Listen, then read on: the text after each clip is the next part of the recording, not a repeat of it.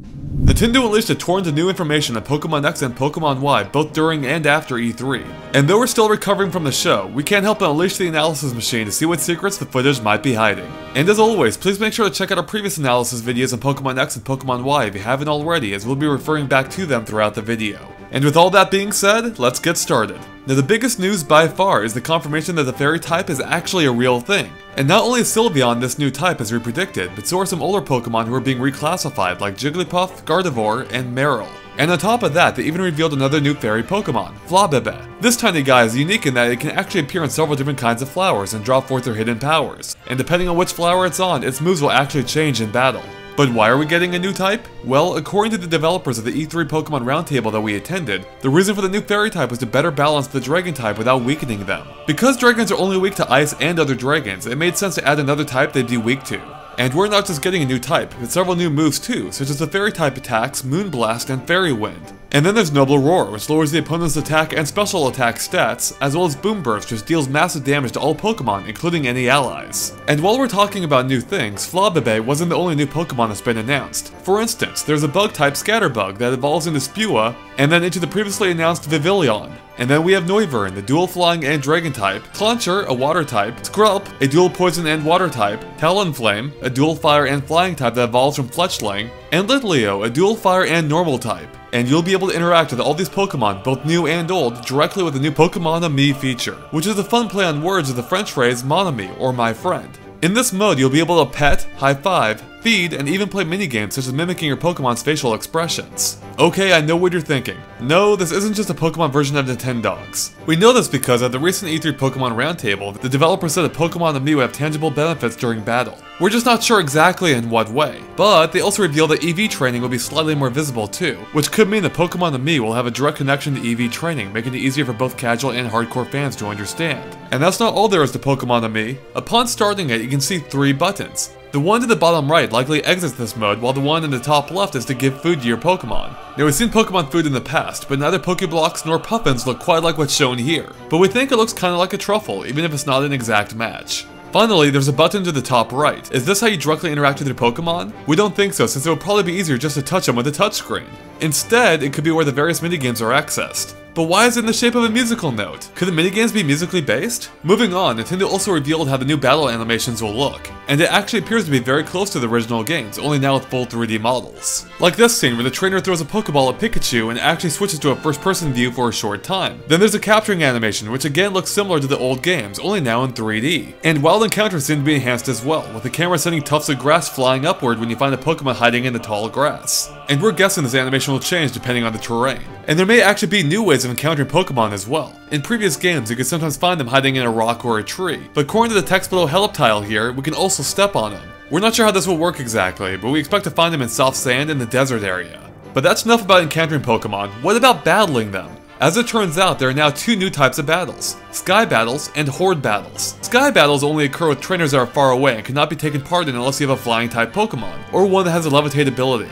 Although the gameplay itself appears to be the same, the battles are viewed from a different perspective and further show the graphical capabilities of X and Y, such as how the sky changes depending on the time of day. Then there's the Horde Battles, which only occur against wild Pokemon. In these, up to 5 Pokemon can challenge you at the same time, and they can all be the same type or intermingled with other types. And judging by this screen, it will be possible to attack and take them all down in the same turn. And speaking of battles, we now know the first gym leader will be Viola, who uses bug types. And based on the appearance of her gym, it seems they'll still focus on puzzle solving and maze traversing while battling other trainers. But the gym does look a little bit more complex, at least superficially, than past first gyms. And while the gym itself looks normal from the outside, it seems quite large on the inside, which is probably because part of the gym is underground. Now if we take a look at the world map, we can tell that the first gym is located here, in Santa Lune City. Which makes sense given that we now know your hometown is Vanaville Town just to the southeast. So this means you'll be taking on at least one gym trainer before reaching Lumio City. But getting back to your hometown, there's still a lot about it we don't know. Take the trainer's house for example, as it's never appeared quite this elaborate before. I mean, it now features a large stone wall and a small front yard, and even what appears to be a family pet or statue in the form of Rhyhorn.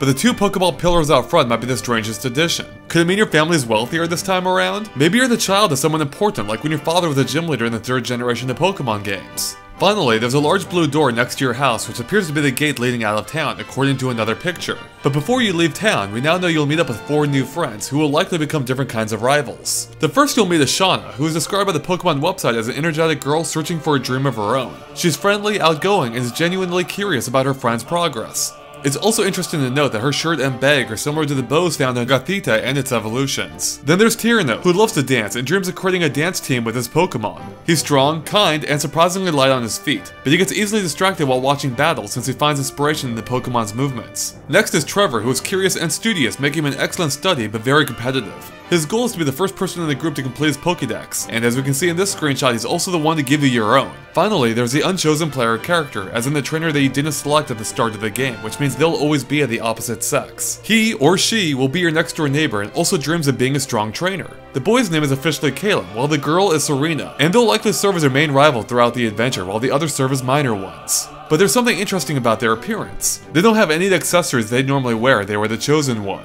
We saw this before in the previous analysis, but here we can see it again with the male trainer without his hat. These friends have also shown us story sequences that become more involved, with all 5 of them talking around a cafe table. Because in previous games, everyone would just stand there and have limited movement. And speaking of the story, it does seem to be carrying over some of the elements from the 5th generation, since when you defeat Viola, you're introduced to her older sister, Alexa, who's a journalist that works out of Lumia City, and could be a hint that gym leaders will continue to have a greater influence on the story. And what else is interesting is that each of the characters have differently colored speech bubbles, while regular NPCs and gym leaders have the standard white ones. And that's about enough about the people you'll meet, but what about the places you'll visit? Well, we got our first look at the windmill town to the east, though strangely there's no snow to be found like on the world map. Could this mean the seasons actually return? Or is there some form of weather system for each location? Then we have this marina, which we can't find anywhere on the map. But because of the similar brickwork, we think it might be part of that same lighthouse town. And look, there's even a staircase leading down here, perhaps to the dock? And then we get another example of the sheer scope of Lumia City, as the trainer seems downright puny compared to the buildings around him. And because of the camera angle here, we no longer believe that players will have control of it, at least not primarily.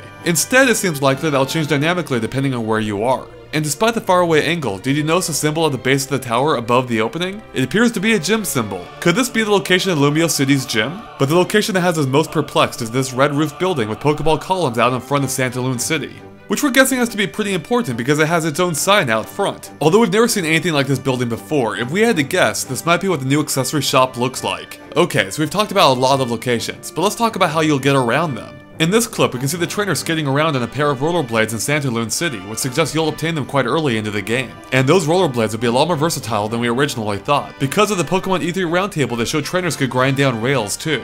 Some of our other theories on movement have also been confirmed, as we can see the trainer moving in all 8 directions. And as verified at the Pokemon Roundtable, Pokemon that you can ride are borrowed and do not have to be caught. Okay, we're just about done here, but as usual, there's still just a few final details we want to point out. For one, it seems that all of the Pokemon soundbites have been enhanced for X and Y, at least for Pokémon-Amie. Although most Pokemon still have simple growls, Pikachu actually says his name, Pikachu! And thus concludes the worst Pikachu impression you've ever heard. Now let's take another look at the screenshots with your friends. In one of them, Shauna refers to the male player character as X-Meister, even though in other screens he's tiled Xavier. Will the game automatically create a nickname for Shauna to give you? Or will you get to choose the nickname she calls you? Then we have Tyrano, who as we mentioned before wants to create a Pokemon dance team. Could that mean there's a new minigame where you put together your own Pokemon dance crew?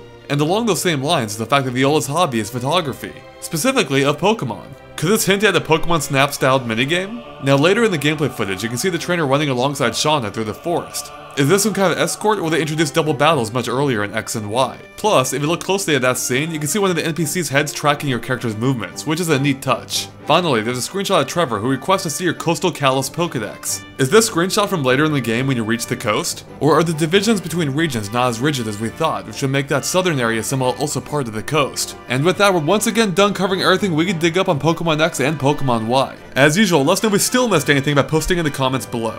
If you enjoyed our analysis, please make sure to follow us on Facebook and Twitter at GameXplain for all the latest gaming news. Thanks for watching, and make sure to stay tuned to GameXplain.com for more on Pokemon X and Pokemon Y and other things gaming too.